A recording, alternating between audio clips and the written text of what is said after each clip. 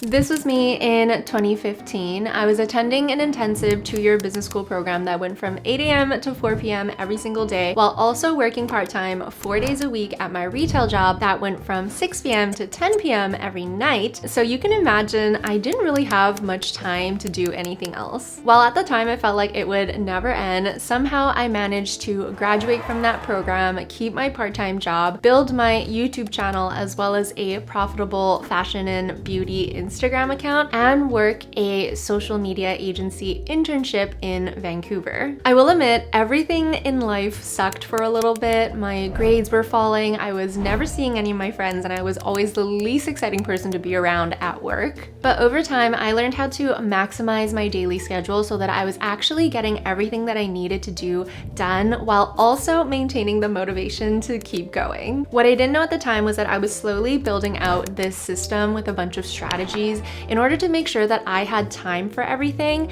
and also had the energy to do it all. Fast forward almost a decade later and tons of productivity books consumed, I've iterated on the system over and over again to make sure that it is as efficient and effective as possible so that it allows me to continue to maximize my daily schedule so that I can do more with my day. So today I'm going to share with you the 9 strategies that I've been using to manage my time in order to accomplish stuff like making marketing director at work, surpassing 100,000 subscribers on YouTube, and building a thriving e-commerce business on the side. This video is sponsored by Skillshare, but we'll talk more about that later. So if you consume a bunch of productivity content like I do, you've probably already heard of reaching inbox zero with your email inbox. It's essentially a method that allows you to go through all of your emails, action them, or schedule them for later so that you can have a blank email inbox.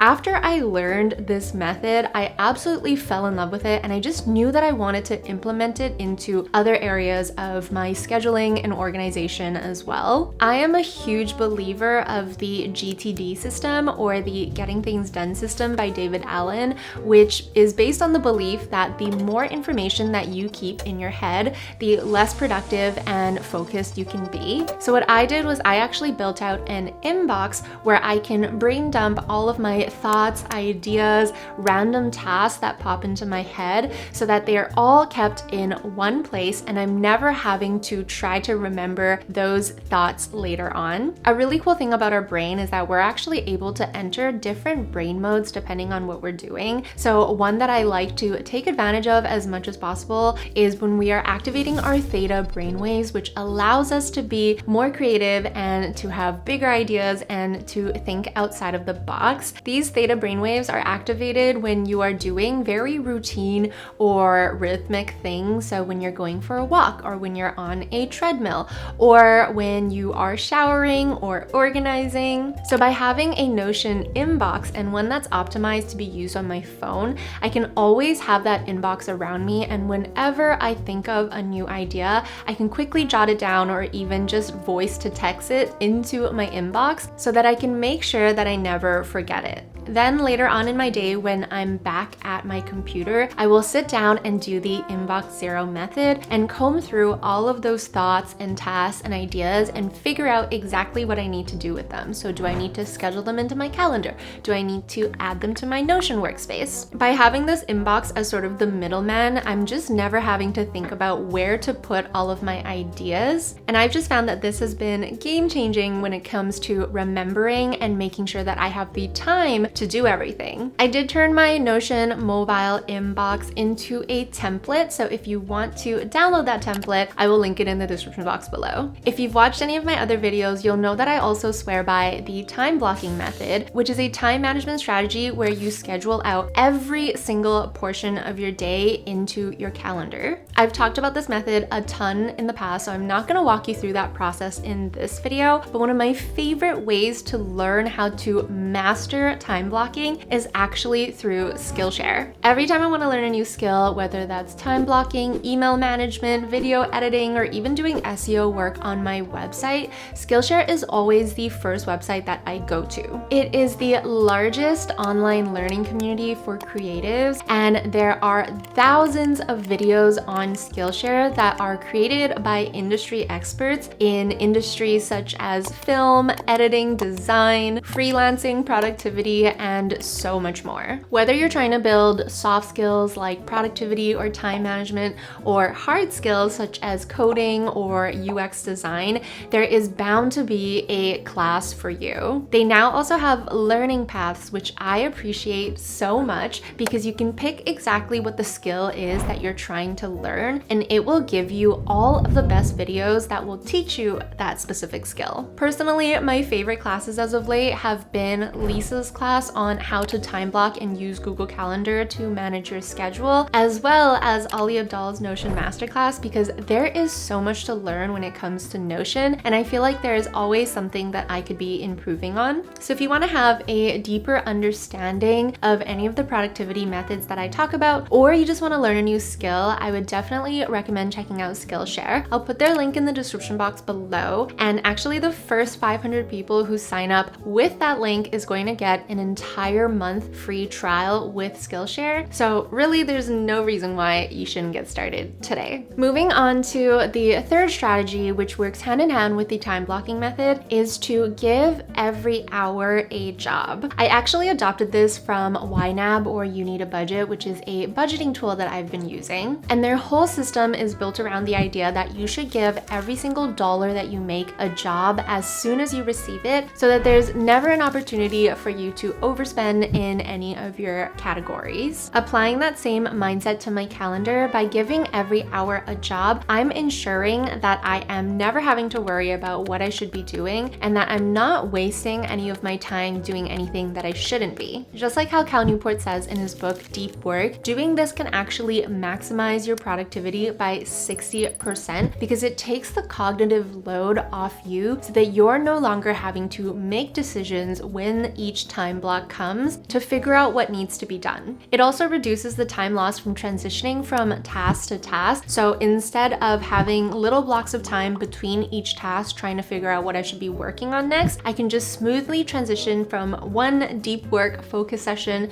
to another, which allows my brain to stay in that flow state that allows me to focus on a task. The fourth strategy also pairs really well with this method, and it is to make sure that you are single handling your tasks. All this really means is that once you begin a task, you should try to complete that task from start to finish without any interruptions. This follows the same thinking that when you're switching from task to task to task too often and too frequently in your day, it's taking you a lot of time and mental energy to refocus in and get back into deep work mode. So not only is this going to decrease your efficiency, but it's also going to make you more tired as well. By single-handling your task, you're also getting a way better understanding of exactly how long it takes you to accomplish certain tasks, so that in the future, it makes it way easier for you to create an accurate and followable schedule. You can probably tell by now that I pull a lot of inspiration for my productivity strategies, not just from productivity books, but from all these different areas of my life. And the fifth strategy I actually pulled from gaming. I call this strategy the health and mana bar strategy, where I am looking at my energy as my health bar and my willpower as my mana bar. So when you're looking at a day's schedule, you start the day at full health and full mana, because your mornings are when you're going to have the most energy and the most willpower to tackle your harder tasks. Then as the day continues, your health bar and your mana bar will start to decrease, and at the end of the day, you will have low health and low mana. So when I'm actually scheduling out my day, I try to envision these health and mana bars and see how they decrease throughout the day. So I always try to schedule my hardest tasks, my most brain intensive tasks, and just tasks that I don't really want to work on right at the start of my day when I have the highest health and highest mana, aka the most energy and willpower. In the middle of my day, when my energy and willpower starts to drop, I try to schedule in tasks that are still kind of difficult or does take a lot of brain brain power, but that I don't really mind doing or I find enjoyment in doing. And then at the end of the day, when my health bar and mana bar are super low, I try to schedule in the really routine tasks that I can do sort of brainlessly, or the tasks that I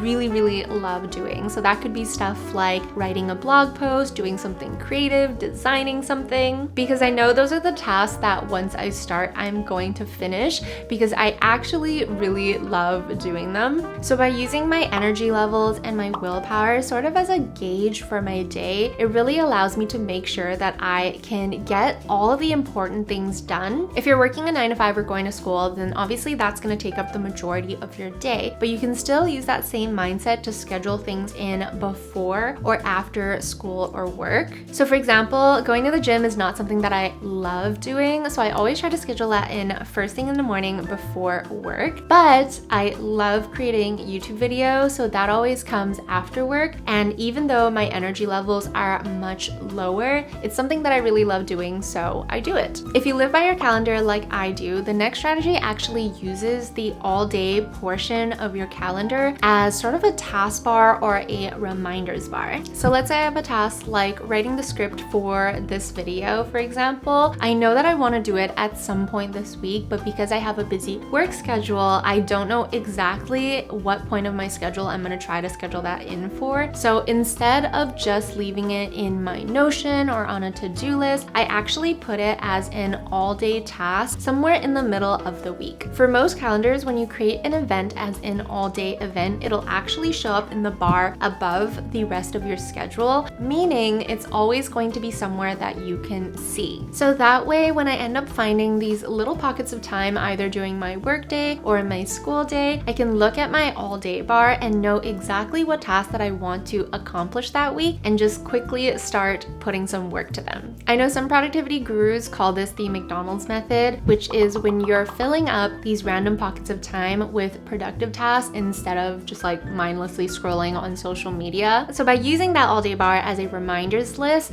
you know exactly what you can do to fill those time blocks. Strategy number 7 that really worked for me when it came to making sure that my days were as productive as possible is the Parkinson's law. This rule just states that your work will expand to take up the time that you've allotted for its completion. So going back to the example of me making a YouTube video, if I give myself an entire month to brainstorm, script, write, film, and edit a video, then I will slowly take my time and use up that entire month to accomplish the task. However, based on my understanding of my workflow, I know it actually really only takes a week from start to finish for me to create a YouTube video. So now, instead of giving me these longer and more comfortable deadlines, I always try to make sure I shorten my deadlines so that I can make sure I'm working on the task more efficiently and giving myself a harder deadline of when I need to focus on that task. By using the Parkinson's law, you're essentially not letting yourself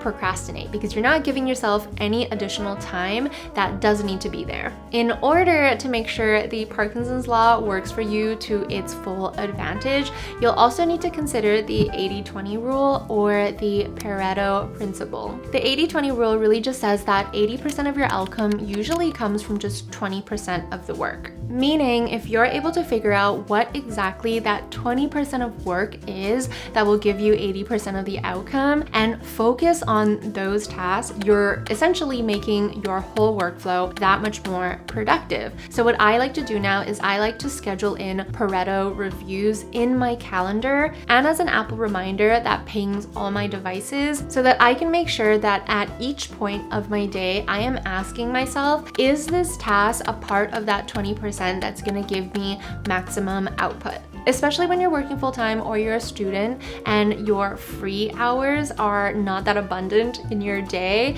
it's important to make sure that you are actually spending those hours that you have left doing the things that actually make a difference. When I used to not think about the 80-20 rule, I would just fill up the free time that I had in my day just doing random little tasks that in my brain make sense because they're related to building a YouTube channel or growing on Instagram or building an e-commerce e-commerce business, but I wasn't actually maximizing on that time. So once I really started to evaluate what things I could actually do that make the biggest difference in all these different side projects that I had, I could actually figure out what work I need to do during that time, as well as what work I could actually delegate or hire a freelancer for. The last strategy that's on my list goes back to playing with those different brain modes that we have and training and conditioning your brain to allow you to be more productive. I love this quote that I heard from one of Jay Shetty's podcast episodes, and he says, "Location has energy and time has memory." What that really means is that if you do something at the same time every day or in the same place every day, you're going to end up building that into a habit or a routine. And every time you go to that place or it hits that time of day, your brain will start to recognize exactly what it needs to be doing at that specific spot. You're essentially conditioning your brain to make the work more easy and more natural for you to do. So for example, every single morning, I want to make sure that I want to go to the gym first thing when I wake up, so that my brain will start to think to itself as soon as I wake up, all right, let's go to the gym, and it stops being this really hard thing for me to do. Another really easy one that you can do is making sure that your desk is only used for work purposes. So every time I come to my desk and I sit down at my desk, my brain automatically goes into work mode. There's so many more little modes that you can build into your brain to make the work feel easier. So kitchen and living room could be break time. Your couch could be relaxing time. If you have an extra workspace, that could be creative time. But by doing this, you're essentially hacking your brain and teaching it to make life easier for you. This actually made a huge difference when it came to making sure that I was being productive with the time that I had, because my brain started to recognize that I should be spending after work filming YouTube videos or before work going to the gym. And I essentially built these tasks that were really important to meet and my goals into my daily routine. And a little bonus tip, if you're just starting out with training your brain modes, is to make sure you are using James Clear's Make It Easy principle. Just like building any routines or habits in your life, if you make it really easy for you to do something, then there'll be no reason not to. So put your workout clothes next to your bed if you're planning to go to the gym the next morning. Clear off your desk so that there are no distractions, and don't allow yourself to bring your phone to your desk. We're essentially just trying to make it a no-brainer for you to choose the tasks that take you closer to your goals so that you can actually go on autopilot and make your day as productive as possible. If you really struggle with those things that make you feel like you are wasting your time, you should check out this video next, where I talk about 5 big time wasters to remove from your life that will change your life. But let me know which of these strategies that resonated the most with you and which ones you want to try implementing into your schedule to make your days more productive. Other than that, thank you so much for watching my video. I hope you're having an amazing day wherever you are in the world, and I'll see you in the next one.